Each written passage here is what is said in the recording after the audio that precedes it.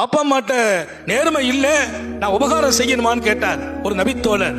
அத்தா அம்மா அநியாயமா நடக்கிறாங்க, ஆள் பார்த்து நடக்கிறாங்க, அக்காவுக்கு மதிப்பு கொடுக்கறாங்க, எனக்கு கொடுக்கறது இல்ல, நான் நேர்மையா நடக்கணுமான்னு கேட்டாங்க. சர்க்காரை ஆலம் ஸல்லல்லாஹு அலைஹி வஸல்லம் ஒயின் வலமாக்கா ஒயின் வலமாக்கா ஒயின் வலமாக்கா, அவர்கள் உனக்கு அநீதி செய்தால் அநீதியை செய்தாலும் நீ சரியாக நடக்க வேண்டும்.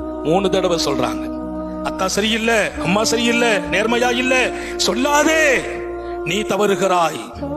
அவர்களிடத்தில் 1000 தவறு இருக்கட்டும், அவர்களுக்கு நீ அடிபணிந்து வாழ்ந்து விடு, அல்லாஹ் உன்னை இந்த மண்ணில் ஜொலிக்க வைப்பான்.